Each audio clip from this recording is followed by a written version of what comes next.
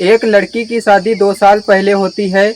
उसी लड़की की पिता सपने में देखते हैं कि मेरी जो लड़की है वह मुझसे बोल रही है कि पिताजी मुझे बचा लीजिए, मैं फंस गई हूँ। फिर क्या होता है कि यही पिता जाते हैं पुलिस स्टेशन और एक पुलिस ऑफिसर मैडम से कहते हैं कि आप मेरी बेटी को ढूंढ दीजिए, मेरी बेटी को पता नहीं क्या हो गया है, वो 2 साल से गायब है। लेकिन इस मामले को पुलिस गंभीरता से नहीं लेती है। उसके बाद में यही केस क्राइम ब्रांच को सौंप दिया जाता है। जब क्राइम ब्रांच को ये केस सौंपा जाता है तब थोड़ा मामला आगे बढ़ता है। तो क्राइम ब्रांच की जो टीम होती है इस लड़की को ढूंढने शुरू कर देती है। जब यह लड़की मिलती है तो इस लड़की से पूरी कहानी पूछी जाती है। तो इस लड़की ने जो अपनी कहानी बताई वो सुनकर आपके पैरों तले से ज़मीन खिसक जाएगी। इस लड़की ने जो बताया वो सोचने पर मजबूर कर देगा।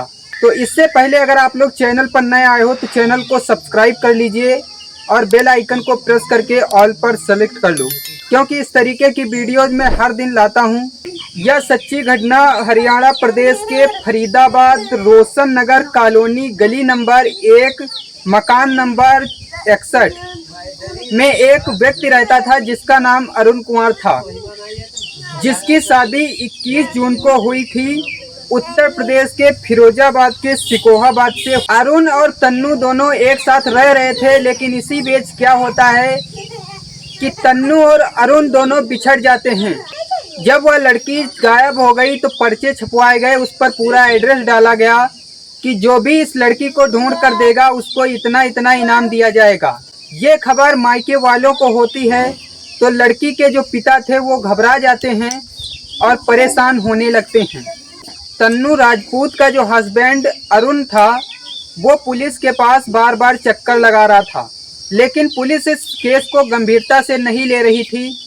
पुलिस इस मामले को छोटा मोटा समझ के छोड़ दे रही थी, लेकिन अरुण इतना ज़्यादा परेशान था वह पुलिस के पास बार बार जा रहा था। पुलिस फिर एक दिन इस मामले को गंभीरता से लेती है, सोचती है कि आखिर ये जो अरुण है ये बार बार आता है और इस मामले की अच्छे से सुनवाई करते हैं।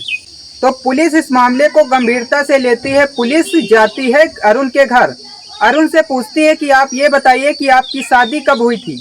अरुण ने बताया मेरी शादी 2 साल पहले तन्नू नाम की लड़की से हुई थी। जो लड़की के पिता हाकिम सिंह थे सपने में अपनी लड़की को हर रोज देखते थे। वो लड़की एक ही बात कहती थी कि पिताजी मुझे बचा लीजिए।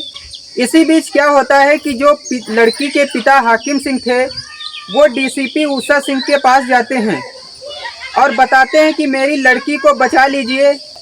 इस केस को क्राइम ब्रांच को सौंप दिया जाता है। तो क्राइम ब्रांच जो होती है वो इस मामले को गंभीरता से लेती है और जांच शुरू कर देती है।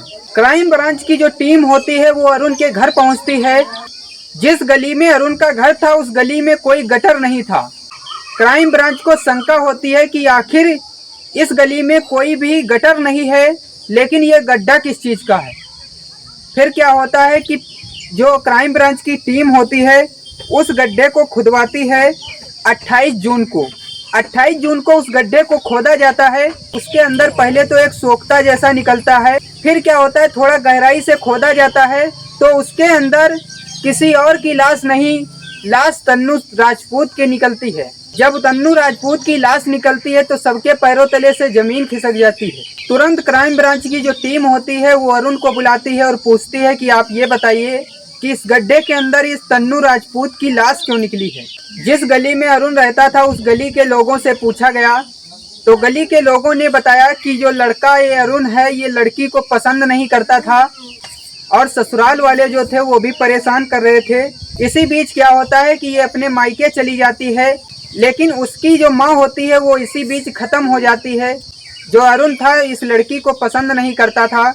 तो एक दिन क्या होता है कि वो अपनी माँ को भेज देता है शादी में और घर में पत्नी, पति और ननद रह जाती है।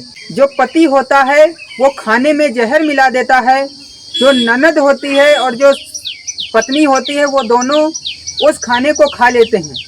लेकिन इसी बीच क्या होता है कि सभी लोग सो जाते हैं घर में। अरुण के पिता होते हैं, मतलब कि लड़की के जो ससुर, वो क्या करते हैं कि तन्नू के गले को दबाने की कोशिश करते हैं और इसी बीच उसकी जो नीयत थी वो खराब हो जाती है और वो बलात्कार भी करते हैं। बलात्कार करके तन्नू की हत्या की जाती है। हत्या करने के दूसरे दिन घर के बाहर ही एक गटर खोदा जाता है।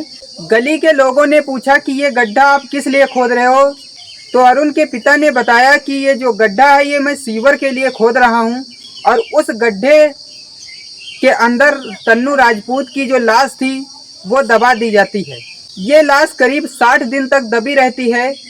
उसके बाद में जो लड़की के पिता हाकिम सिंह थे, उनके सपने में ये लड़की आती थी, तो वो क्या करते हैं कि डीसीपी को ये खबर देते हैं।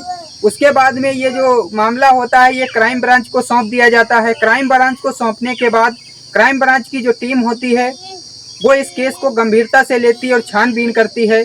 60 दिन बाद तन्नू राजपूत की लाश इस गटर से निकाली जाती है। उसके बाद में क्या होता है कि जब कहानी पूरी सामने आती है तो जो अरुण की बहन और तन्नू राजपूत की जो ननद थी उसको बुलाया जाता है। उसका नाम काजल था।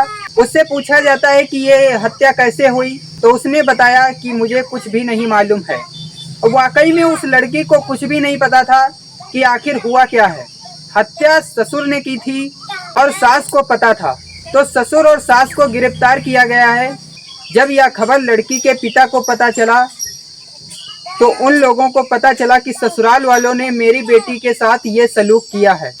गटर के अंदर 60 दिन तक लाश दबी रही, किसी को कुछ भी पता नहीं चला। उसके ऊपर से लोग निकल भी रहे थे, लड़की के पिता भी आए, वो भी निकले, लेकिन किसी को कुछ भी पता नहीं था।